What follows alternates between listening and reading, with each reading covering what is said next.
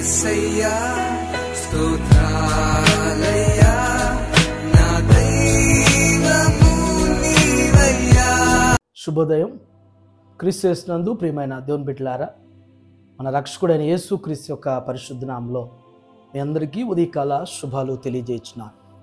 మన టీఎల్సీ అనుదిన ఆహారంలో యాకోబు రాసినటువంటి పత్రిక 1వ అధ్యాయం 26వ వచనాన్ని మనం జ్ఞాపకం చేసుకుందాం. ఎవడైనను నోటికి కళ్ళెము పెట్టుకొనక తన హృదయమును మోసపరుచుకొనుచు భక్తి గలవాడినని అనుకుని ఎడల వాని భక్తి వ్యర్థమే. దేవుని బిడ్డలారా, ఉదయకాల సమయంలో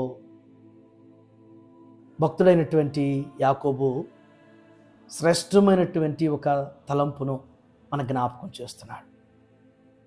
యేసు స్వామి కూడా ఈ ఉదయం ఈ తలంపు ద్వారా నీతో నాతో మాట్లాడటానికి ఆయన ఇష్టపడుతున్నాడు. ఈ తలంపులో మనం గ్రహించాల్సినటువంటి ఒక సత్యం ఏంటంటే, అదుపు లేని తనం. అంటే నోటికి అదుపు అనేటువంటిది, నోటికి కళ్ళెం అనేటువంటిది అవసరం అని చెప్పేసి ఈ ఉదయం దేవుడు మన జ్ఞాపకం చేస్తున్నాడు. మనం దేవుని సేవకులం, దేవుని బిడ్డలం, విశ్వాసులం. మనం విశ్వాసికి అవిశ్వాసికి వ్యత్యాసం ఉండాలి. విశ్వాసి మాటకి అవిశ్వాసి మాటకి వ్యత్యాసం ఉండాలి. మనం దేవుని బిడ్డలం అని చెప్పుతున్నప్పుడు మన నోటికి అదుపు లేకపోతే ఎలాగా? నోటితో ఏది పడితే అది మాట్లాడటం, నోటితో ఎవరిని పడితే ఎవరిని మరి దూషించటం, చెడ్డగా దుష్ప్రచారాలు, చెడ్డ మాటలు పలకటం, అబద్ధంగా దుష్ప్రచారాలు చేయటం, ఇవన్నీ కూడా నోటి ద్వారా కలిగేటువంటివే. అందుకనే ప్రభు అంటున్నాడు, నీ నోటికి, మన నోటికి కళ్ళెం అవసరం. జంతువులకి, గుర్రానికి కానీ, మరి ఎడ్లకు కానీ, గాడిదలకు కానీ చిక్కాలు కడతారు, కళ్ళెం కడతారు. వాటిని అదుపు చేయటానికి, ఏది పడితే తినకుండా, ఏది పడితే ఎలా పడితే అలా చేయకుండా ఉండటానికి వాటికి నోటికి కళ్ళెం కడతారు. విశ్వాసికి కూడా వాక్యమే మన కళ్ళెము.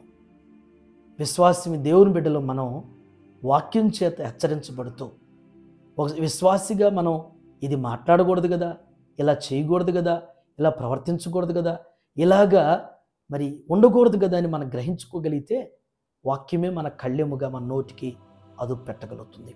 ఒకవేళ నోటికి అదుపు లేకుండా ఏది పడితే, ఎవరిని పడితే, ఎలా పడితే అలా మాట్లాడి నేను విశ్వాసిని, నేను సేవకుని అని చెప్పుకోవటం మన భక్తి జీవితం వ్యర్థం అంటున్నాడు యాకోబు.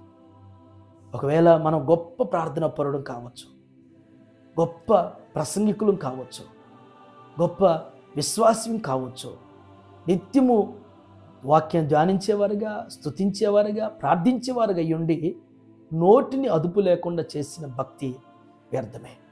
ఈ ఉదయకాల సమయంలో మన నోటికి అదుపునటువంటిది, కళ్ళెమనేటువంటిది ఉన్నదో లేదో, ఏది పడితే, ఎలా పడితే, ఏ విధంగా ఎవరిని పడితే అలాగా మాట్లాడేటువంటి స్థితి ఉంటే భక్తి పరులు అని చెప్పుకుంటాం కూడా వ్యర్థమే.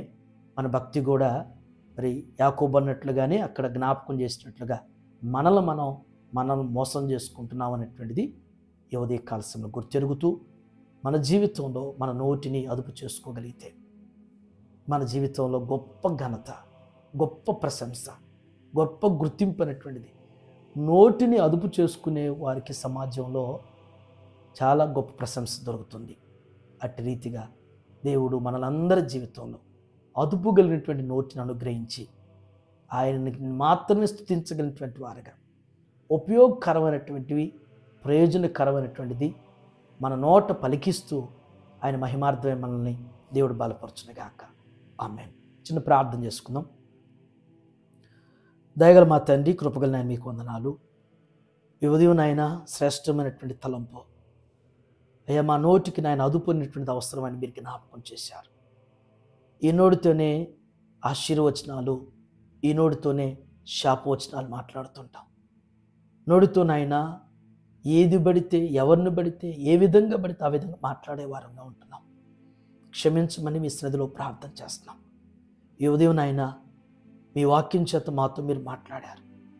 దేవా, మరి నోటికి కళ్ళెం అవసరమని మీరు జ్ఞాపకం చేసినట్లుగా మా నోటికి అదుపు కలిగి నా తండ్రి వ్యర్థమైనటువంటివి, అసహ్యమైనటువంటివి, అబద్ధపు ప్రచారం నాయన, దుష్ప్రచారం అనేటువంటిది, ఎదుటివారిని ఆయన నొప్పించి బాధించి గాయపరిచేటువంటి మాటలు మా నోట రాకుండా నాయన, అయ్యా బూతులైనను నాయన, అయ్యా అసహ్యమైనటువంటివి మా నోట రానియకుండా మా నోటిని అదుపు చేసుకునేటువంటి రీతిలో మాకు తెలియపరచండి ప్రభువా. అదుపు దయచేయండి ప్రభువా. అయ్యా మా నోటిని అదిరిపడకుండా ప్రభువా, అయ్యా మా నోటితో మాట్లాడే మాటల ద్వారా నాయన మా భక్తి జీవితానికి మాలిన్యం అనేటువంటిది రానియకుండా ప్రభువా, అయ్యా మా మమ్ములు మేము మోసపూర్చుకునేటువంటి వారిగా కాకుండా నా తండ్రి మీ వాక్యం అనేటువంటి కళ్యం మా నోటికి మీరు అనుగ్రహిస్తూ నడిపించండి. ఈ ఉదయం అయినా టీఎల్సీ అనుదిన ఆహారం చూస్తున్నా ప్రతి బిడ్డను, ప్రతి కుటుంబాన్ని కూడా జ్ఞాపకం చేసుకోండి. ఈ దినం బిడ్డలు చేయనటువంటి వారి పనుల్లో, వారి ప్రయాణాలు, వారి బాధ్యతలు మీరు వెన్నంటి నడిపించిన ఆయన, అయ్యా వారు పనిచేసేటువంటి పరిసరాల్లో, వారు నివసించేటువంటి స్థలాల్లో ప్రభువా, అయ్యా ప్రతిదీ కూడా నోటి నుంచి వచ్చేటువంటి ప్రతి మాట కూడా గ్రహింపుతో మాట్లాడేటువంటి రీతిలో నడిపించి బలపరచమని యేసు నామములో ఈ ప్రార్థన మీకు సమర్పించున్నాను తండ్రి. ఆమేన్. దేవుడు మిమ్మల్ని దీవించును గాక.